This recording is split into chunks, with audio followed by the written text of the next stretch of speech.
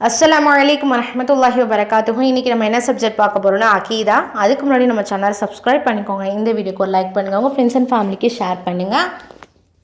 ஜாரா அகாடமியில் aari class, tailoring class, spoken English class conduct பண்ணிகிட்டு இருக்கோம். ஸோ நீங்கள் எந்த கிளாஸில் ஜாயின் ஆக நீங்கள் விரும்புகிறீங்களோ இன்ஷா அல்லாஹ் ஜாயின் ஆகிக்கலாம். டிஸ்கிரிப்ஷனில் லிங்க் இருக்குது. ஸோ அடுத்த டாபிக் புர்தா ஓதலாமா. மார்க்க அறிவு இல்லாத ஒரு பூசிரி அப்படிங்கிற ஒரு கவிஞனால் எழுதப்பட்ட ஒரு விஷயம்தான் புர்தா அப்படிங்கிற ஒரு நூல். குரானை தான் நம்ம இம்பார்ட்டன்ட் கொடுக்கணும். குரானில் உள்ள சொற்களுக்கும் குரானில் அப்பா என்ன சொல்ல வரான் அப்படிங்கிறதுக்கு மட்டும்தான் முக்கியத்துவமே தவிர இந்த புர்தா அப்படிங்கிற அந்த ஒரு விஷயத்துக்கு நம்ம முக்கியத்துவம் தரக்கூடாது. இது இந்த புர்தாவை பாடணும் அப்படின்னா வாழ்க்கையில் வளம் வரும், மனநோயெல்லாம் போயிடும், காணாமல் போன பொருள்லாம் இருந்துச்சுன்னா அதெல்லாம் கிடச்சிரும், இன்னும் ஒரு சில நோய்கள்லாம் போயிடும் அப்படின்னு சொல்லிட்டு பாடி வராங்க. இன்னும் ஒரு சில பேர் இந்த ஒரு இதை பாட்டாகவே சொல்லி கொடுத்துட்டு வராங்க. அதாவது இந்த ஒரு பாட்டுக்கு அவ்வளோ ஒரு புனித தன்மை இருக்குன்னு சொல்லிட்டு அதை என்ன பண்ணிட்டு இருக்காங்க. இது மூலயமா நமக்கு இதெல்லாம் கிடச்சிரும். ஆனால் குரானை விட மேலான நூட்கள் எதுவுமே கிடையாது. புர்தாங்கிறது ஒரு அழகான கவிதை, ரொம்ப நல்ல கருத்துக்கள் நிறைந்த கவிதை அப்படின்னா அதை ரசிக்கலாம். அதை தவிர்த்து அது ஒரு தெய்வீகமாக மாற்றி அது இருந்தால் தான் அது ஒரு நல்ல நன்மையான விஷயமா அமைதும் அப்படின்னு சொல்லிட்டு பண்ணுறது பிதாத்தில் போய் கொண்டு விடுது. இஸ்லாத்துடைய அடிப்படையை தகர்க்கக்கூடிய அதிகமான கெட்ட கருத்துக்களை கொண்ட பாடலாம் என்னது இந்த புர்தா அமையுது. அதை பாடுறதே ஒரு குற்றமாகவும் அமையுது. புர்தாவில் இடம்பெற்ற ஒரு சில கருத்துக்களை நம்ம பார்க்கலாம். லவ்ஹுல் மஹ்ஃபூல் என்னும் ஏட்டை பற்றி நாம் அறிவோம் இல்லைங்களா. நடக்கக்கூடியது, இனிமேல் நடக்கிறது, நடந்து முடிஞ்ச விஷயம் எல்லாமே ஒன்று விடாமல் அந்த ஏட்டில் பதிவு செய்யப்படும். ஒரு கீழே விழுந்தால் கூட அந்த ஏட்டில் பதிவு செய்யப்பட்டதன் அடிப்படையில் தான் விழுது அப்படின்னு சொல்லிட்டு இருக்குது. குரானில் அல் குரான் 6வது அத்தியாயம் 59வது வசனத்தில் லவ்ஹுல் மஹ்ஃபூல் என்பது அனைத்து ஞானங்களின் மொத்த தொகுப்பு என்பதை இதிலிருந்து அறியலாம். ஒரு இலை விழுந்தாலுமே அது அந்த லவ்ஹுல் மஹ்ஃபூல் அந்த ஏட்டில் இல்லாமல் இருக்காது. ஓகேங்களா. லவ்ஹுல் மஹ்ஃபூல்ங்கிறது நம்மளுடைய இன்றைக்கி நீங்கள் என்ன செய்கிறீங்க, நாளைக்கு என்ன செய்ய போகிறீங்கிறது முத கொண்டு அந்த ஏட்டில் அமைஞ்சிருக்கும். அந்த ஏட்டோட பேர் லவ்ஹுல் மஹ்ஃபூல். ஆனால் புர்தாவில் அது என்ன மாதிரியான மீனிங் சொல்லியிருக்காங்க அப்படின்னா, நபியே, இவ்வுலகமும் மறு உலகமும் உங்களின் அருட்கொடையாகும். லவ்ஹுல் மஹ்ஃபூலில் உள்ள ஞானம் உங்கள் ஞானத்தின் சிறு பகுதி தான் அப்படின்னு சொல்லிட்டு நபியை அவங்கள பெருமைப்படுத்தி சொல்லியிருக்காங்க. நம்ம பொதுவாக புகழ வேண்டிய விஷயம் யார் அப்படின்னா அல்லாஹ் ஒருவனை தான் புகழணும். அதுக்கான வார்த்தைகளும் நமக்கு நபி ஸல்லல்லாஹு அலைஹி வஸல்லம் அவங்க கற்றுக் கொடுத்துருக்காங்க. சுப்ஹான் அல்லாஹ், அல்ஹம்துலில்லாஹ் அப்படின்னு சொல்லிட்டு. ஆனால் அந்த புர்தாவுடைய பாட்டுன்னு ஒரு வரியை பாருங்களேன். இந்த உலகமும் சரி மறு உலகமும் சரி அது உங்களுடைய அருட்கொடை அப்படின்னு சொல்லிட்டு நபியை பற்றி பாடியிருக்காங்க. லவ்ஹுல் மஹ்ஃபூலில் உள்ள ஞானம் உங்களுடைய ஞானத்தில் சிறு பகுதி தான் அப்படின்னு சொல்லியிருக்காங்க. இது மிக தவறான ஒரு கருத்தை தான் கொண்டு வருதே தவிர இதை இன்னொன்று நபி ஸல்லல்லாஹு அலைஹி வஸல்லம் அவங்கள புகழக்கூடிய ஒரு விஷயமா அமையுது. இது என்னன்னா அல்லாஹ்வுடைய ஞானத்தை விட நபி ஸல்லல்லாஹு அலைஹி வஸல்லம் அவங்களுடைய ஞானம் கொஞ்சம் அதிகம் தான் அப்படின்னு சொல்லிட்டு ஒரு மிகப்பெரிய ஒரு கெட்ட கருத்தை இது உள்ளடக்குதா அமையுது. ஸோ ஒரு ஹதீஸ் பார்த்துடலாம். திருமீதியில் இடம்பெற்றிருக்கு. சஅத் பின் உபைதா அலி அவங்க அறிவிக்கிறாங்க. காபாவின் மேல் ஆணையாக என ஒருவர் மனிதர் கூறுவதை இப்னு உமர் அலி செவியுற்ற போது, அல்லாஹ் அல்லாதவர்கள் மீது சத்தியம் செய்யாதே, ஏனெனில் யார் அல்லாஹ் அல்லாதவர்கள் மீது சத்தியம் செய்கிறாரோ அவர் இணை வைத்து விட்டார் என்று நபி ஸல்லல்லாஹு அலைஹி வஸல்லம் அவர்கள் கூற நான் கேட்டுள்ளேன். அதாவது ஒரு சில நபர்கள் நான் குரான் மேலே சத்தியம் பண்ணுறேன், என் மேலே சத்தியம் பண்ணுறேன், எங்கள் அம்மா மேலே சத்தியம் பண்ணுறேன்னு சொல்லிட்டு நம்ம ஸ்கூல் டேஸ்லேயோ இல்லை இன்னும் ஒரு சில பேர் அதை ஒரு புழக்கத்திலே நம்ம வச்சுருக்கோம். உண்மையாக சொல்லப்போனால் நம்மளுடைய சத்தியம் யார் மேலே பண்ணணும்னா அல்லாஹ் ஒருவன் மீது.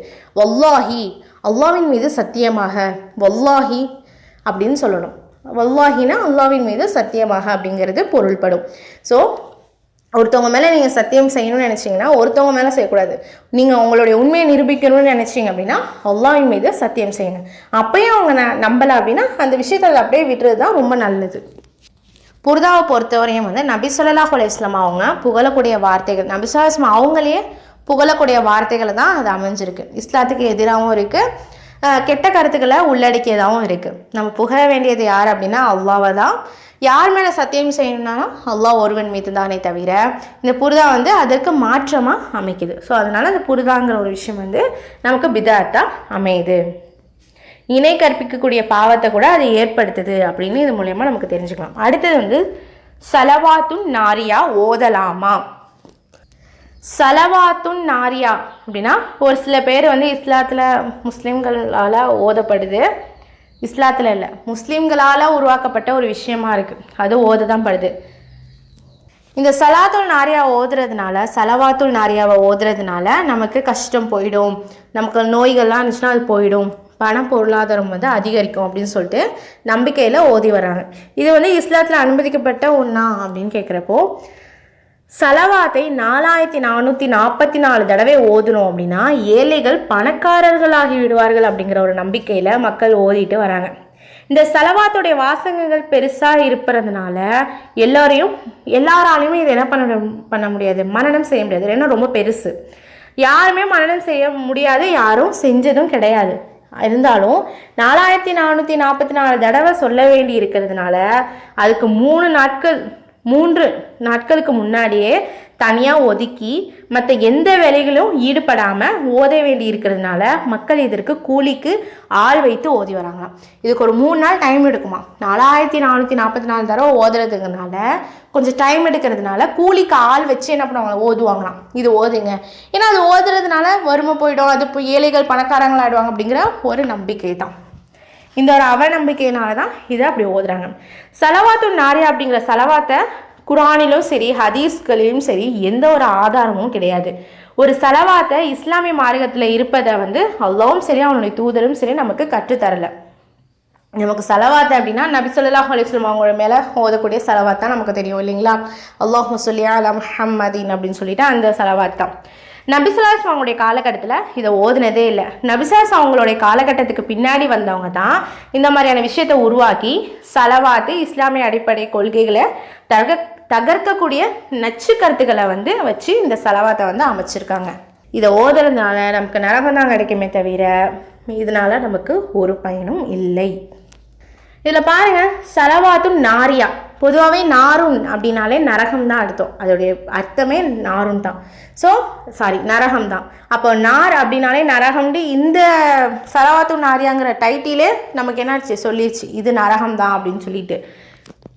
இதில் உள்ள வரிகளுடைய பொருட்களை பார்க்கலாம். அல்லாவே எங்கள் தலைவர் முஹம்மது நபி ஸல்லல்லாஹு அலைஹி வஸல்லம் அவர்கள் மீதும் அவர்கள் குடும்பத்தின் மீதும் அவர்கள் தோழர்கள் மீதும் ஒவ்வொரு கண் சிமிட்டும் நேரம் மற்றும் சுவாசிக்கும் நேரமும் உன்னால் அறியப்பட்ட அனைத்து எண்ணிக்கை அளவிற்கு பரிபூர்ண அருளையும் முழுமையான சாந்தியையும் பொழிவாயாக. அந்த முஹம்மது எப்படிப்பட்டவர் என்றால் அவர்கள் மூலம்தான் சிக்கல்கள் அவிழ்கின்றன, அவர்கள் மூலம்தான் துன்பங்கள் நீக்குகின்றன, அவர்கள் மூலமாகத்தான் தேவைகள் நிறைவேற்றப்படுகின்றன, அவர்கள் மூலம்தான் நாட்டங்கள் அழகிய இறுதி முடிவும் பெற்றுக்கொள்ளப்படுகின்றன, அவர்களின் திருமுகத்தின் மூலம்தான் மேகத்திலிருந்து மழை பெறப்படுகின்றது. என்ன சொல்கிறாங்க, அல்லாட்ட வந்து டைரெக்டாக சொல்லலை, நபி ஸல்லல்லாஹு அலைஹி வஸல்லம் அவங்க மூலியமாக தான் என்னது மழை பொழியுது அப்படின்னு சொல்கிறாங்க, அவங்க மூலியமாக தான் எங்களுடைய சிக்கல்களை தவிர்க்க முடியும்னு சொல்கிறாங்க. கிட்டத்தட்ட நபி ஸல்லல்லாஹு அலைஹி வஸல்லம் அவங்க வந்து ஒரு கடவுள் ஸ்டேஜ்க்கு வச்சு அவங்க இந்த அர்த்தங்கள் வந்து எழுதப்பட்டிருக்கு. நஅூது பில்லாஹி மின் அல்லாஹ் பாதுகாக்கணும். என்ன அப்படின்னா அவங்களால தான் மழை பெய்யுது, அவங்களால தான் சிக்கலை தவிர்க்க முடியும், அவங்க மூலியமாக தான் எங்களுடைய தேவைகள் நிறைவேறும் அப்படின்னு சொல்லிட்டு சொல்கிறாங்க. அப்போது இந்த கருத்துக்கள் முற்றிலும் தவறானதாகவும் இருக்குது, ரொம்ப நச்சுத்தன்மையுடையதாகவும் இருக்குது. நம்மளுடைய துன்பங்களை நீக்கக்கூடியவன் யார் அப்படின்னாலே அது அல்லாஹ் தான். அல்லாஹ்க்கு தான் ஆற்றல் இருக்குது, அவன் தான் நல்லதும் சரி கெட்டதும் சரி அவன் தான் நமக்கு கொடுக்குறான். துன்பங்கள் கொடுத்தா அதுக்கேற்ப அது எதனால் கொடுக்குறான் அப்படிங்கிற அதுக்கு ஒரு வழியையும் அவன் என்ன பண்ணுறான், நமக்கு ஏற்படுத்துகிறான். அல்லாஹ்வுடைய ஆற்றல் வந்து அணு அளவு கூட யாருக்குமே என்னது கிடையாது. ஆனால் இந்த வசனத்தில் பார்க்குறப்போ இந்த சலாவாத்துன் நாரியா அப்படிங்கிற அந்த இதில் பார்க்குறப்போ அந்த பொருளுடைய அர்த்தம் எல்லாமே எப்படி அந்த நபி ஸல்லல்லாஹு அலைஹி வஸல்லம் தான் எல்லாமே நடக்குது அப்படிங்கிற மாதிரி மென்ஷன் பண்ணியிருக்காங்க. அல் குர்ஆன் 6வது அத்தியாயம் 64வது வசனத்தில் எதிலிருந்தும் இன்னும் மற்ற எல்லா துன்பங்களிலிருந்தும் உங்களை காப்பாற்றுபவன் அல்லாவே, பின்னர் நீங்கள் அவனுக்கு இணை வைக்கிறீர்களே என்று கூறுவீராக. அதாவது இது மட்டும் இல்லாமல் எல்லா விஷயத்தினுடைய துன்பத்திலிருந்தும் யார் காப்பாற்றா, அல்லாஹ் தான் காப்பாற்றான். ஆனால் ஏன் நீங்கள் இணை வைக்கிறீங்க அப்படின்னு சொல்லிட்டு அல்லாஹ் கேட்குறான். அப்போது இதுவும் சலவாத்துன் நாரியா ஓதக்கூடிய அவங்களும் யார், இணை வைத்தவர்களுக்கு ஈக்குவல் தான். ஏன்னா நபி ஸல்லல்லாஹு அலைஹி வஸல்லம் அவங்கள வந்து புகழ்கிறாங்க. நம்ம யாரை புகழணும்னு சொல்லியிருக்கேன், அல்லாஹ் ஒருவனை புகழணும். அப்படிங்கிற பட்சத்தில் இந்த சலவாத்து நாரியா வந்து நமக்கு நரகத்துக்கு அழைத்துட்டு போகக்கூடிய ஒரு பாதையாக அமையுது. நஅூது பில்லாஹி மின்ஹா, அல்லாஹ் பாதுகாக்கணும். திருக்குர்ஆன் 7வது அத்தியாயம் 188வது வசனத்தில், நபியே நீர் கூறும், அல்லாஹ் நாடினாலே அன்றி நான் எனக்கே யாதொரு நன்மையோ அல்லது தீமையோ செய்து கொள்ள சக்தி இல்லாதவன். மறைந்திருப்பவற்றை நான் அறிபவனாக இருந்தால் நன்மைகளை அதிகமாக தேடிக்கொண்டிருப்பேன். அந்நிலையில் எவ்விதமான தீங்கும் என்னை தீண்டீராது. நம்பிக்கை கொள்ளும் மக்களுக்கு நான் அச்சைமூட்டி எச்சரிக்கை செய்பவனும் நன்மாரையும் கூறுபவனுமே அன்றி வேறில்லை. அதாவது நபியே நீங்கள் சொல்லுங்கன்னு சொல்லிட்டு அல்லாஹ் சொல்லியிருக்காங்க. அந்த வசனத்தில் என்னன்னா, நபி சொல்கிறாங்க, அல்லாஹ் நாடினாதை தவிர எனக்கே நான் என்ன பண்ண முடியாது, எந்த ஒரு நன்மையும் செய்ய முடியாது. நன்மையும் சரி தீமையும் சரி எனக்கு என்னாலே என்ன பண்ண முடியாது, செய்ய முடியாது, சக்தி இல்லாதவன் நானே அப்படின்னு சொல்லிட்டு நபி அவங்க சொல்கிறாங்க. அது மட்டும் இல்லாமல் மறைந்திருக்கிற விஷயத்தெல்லாம் யார் அறிவானோ அல்லாஹ் தான் அறிவான். மறைந்திருக்கிற விஷயத்தெல்லாம் நான் அறிஞ்சேன் அப்படின்னா நான் நன்மைகளை அதிகம் என்ன பண்ணியிருப்பேன், தேடிட்டு இருந்திருப்பேன். அந்த நிலையில் தீங்கும் என்ன பண்ணியிருக்காது, தீண்டியிருக்காது. நம்பிக்கை கொள்ளும் மக்களுக்கு நான் அச்சமூட்டி எச்சரிக்கை செய்பவனும் நன்மாரின் கூறுபவனுமே அன்று வேறில்லை. நபி ஸல்லல்லாஹு அலைஹி வஸல்லம் அவங்களுடைய நோக்கம் என்ன அப்படின்னா, அல்லாஹ் அவங்களுக்கு கொடுத்த ஒரு வேலை அப்படின்னா நீங்கள் என்ன பண்ணணும், அச்சமூட்டி எச்சரிக்கை செய்யணும். 2வது நல்ல விஷயங்களை சொல்லணும். அவ்வளோதான். தவிர நபி ஸல்லல்லாஹு அலைஹி வஸல்லம் அவங்களும் நம்மளை போன்ற ஒரு சாதாரண மனிதனாகவே தான் இருக்கிறாங்க. முஸ்லீமில் இடம்பெற்றிருக்கு. அன்னை ஆயிஷா அலி அவங்க அறிவிக்கிறாங்க, நபி ஸல்லல்லாஹு அலைஹி வஸல்லம் அவர்கள் கூறினார்கள், அல்லாஹ் சொர்க்கத்திற்கு என்று சிலரை படைத்துள்ளான். அவர்கள் தன் பெற்றோர்களின் முதுகு தண்டில் இருக்கும் போதே அதற்காகவே அவர்களை அவன் படைத்து விட்டான். நரகத்திற்கு என்று சில பேரை படைத்துள்ளான். அவர்கள் தன்னுடைய பெற்றோரின் முதுகு தண்டில் இருக்கும் போதே அதற்காகவே அவர்கள் படைத்து விட்டான். அதாவது இவங்க வந்து சொர்க்கவாசி, இவங்க நரகவாசின்னு சொல்லிட்டு அல்லாவே என்ன பண்ணிட்டான், நீங்கள் உங்களுடைய பெற்றோரின் முதுகுத்தண்டில் இருக்கிறப்பே என்ன பண்ணிட்டான், அல்லாஹ் எழுதிட்டான், நீ சொர்க்கத்துக்கு தான் போவ, நீ நரகத்துக்கு தான் போவேன்னு சொல்லிட்டு. ஆனால் இந்த சலவாத்து நாரியால பார்க்குறப்போ ஒரு சில லைன்ஸ்லாம் வேறு மாதிரி தோணுது. அப்படிங்கிறப்போ இந்த ஹதீஸ் வந்து அதெல்லாம் என்ன பண்ணுது, தகர்க்குது.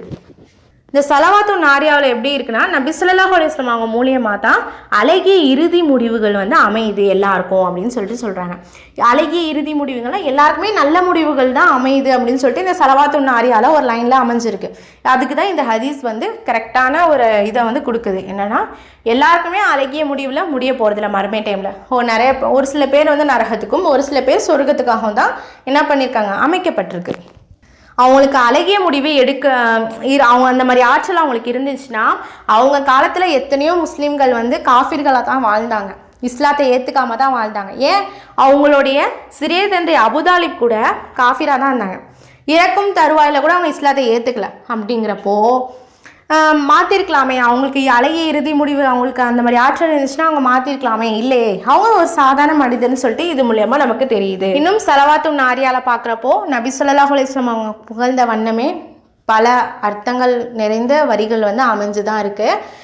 மலையை பொழிவிப்பவனே, இந்த மாதிரியான அர்த்தங்கள்லாம் அமைஞ்சிருக்கு. அதில் மலையை தர்றது யார் அப்படின்னா அல்லாஹ் தான். அவன் தான் இந்த இடத்துல மழை பொழிவிக்கணும், இந்த இடத்துல மழை பொழிவிக்கக்கூடாது அப்படின்னு சொல்லிட்டு சொல்கிறான். இப்போது இந்த சீசன் கூட மழை சீசன் தான். பட் நமக்கு மழை பெய்யுதா, ஒரு சில இடத்துல தான் பொழியுது மழை, ஒரு சில இடத்துலலாம் வெயில் தான் அடிக்குது. அப்படிங்கிறப்போ எந்த நேரத்தில் மழை பொழியுங்கிறது கூட யார் அறிவா, அல்லாஹ் தான் அறிவான். ஸோ நபி ஸல்லல்லாஹு அலைஹி வஸல்லம் அவங்களும் நார்மலான ஒரு மனிதர் தான். ஆனால் அவங்க தன்னோட இறை செய்தியை வந்து எடுத்துரைக்கிறது வந்து அவங்களுடைய வேலையாக இருந்துச்சு. அது அவங்கள்ட்ட இருந்தக்கூடிய ஒரு ஸ்பெஷல் இதாக இருந்தது. இது மூலமா நமக்கு என்ன தெரியுது அப்படின்னா, சலவாத்துன் நாரியா அப்படிங்கிறது நரகத்துக்கு இழுத்து செல்லக்கூடிய ஒரு சலவாத்தா தான் அமைதே தவிர அது மூலயமா நமக்கு வறுமை நீங்குது, நோய் நிவாரணி அப்படின்னு சொல்கிறதுலாம் ரொம்ப தவறான ஒரு அர்த்தம், அது தவறான ஒரு விஷயமாக தான் இது அமையுது. இது வந்து மக்கள் மனசில் ஒரு சில பேர் இது மோதுறதுனால இப்படி போகுங்கிற நம்பிக்கை, அது ஒரு அவநம்பிக்கைன்னு சொல்லலாம், அது அமைஞ்சிருக்கு. அதை நம்ம அறிஞ்சிக்கிட்டோம் இல்லைங்களா. சலவாத்து நாரியாங்கிற ஒரு விஷயம் வந்து பிதாத்தான ஒரு விஷயம்னு அறிஞ்சிட்டோம். நம்மளை சுற்றி யாராவது இந்த மாதிரியான விஷயங்களை ஈடுபட்டாங்க அப்படின்னா நம்மளால் முடிந்தளவு அவங்களுக்கு புரிய வைக்க முயற்சி செய்வோம் இன்ஷா அல்லாஹ். இந்த மாதிரியான பிதாத்துலேருந்து நம்ம விலகி இருக்க அல்லாஹ் உங்களுக்கும் எனக்கும் உதவி செய்வானாக. இன்னும் பிதாத் போன்ற விஷயத்துலேருந்து நம்ம என்னையும் சரி உங்களையும் சரி அல்லாஹ் காப்பாற்றுவானாக இன்ஷா அல்லாஹ். அஸ்ஸலாமு அலைக்கும் வரஹ்மத்துல்லாஹி வபரகாத்துஹு.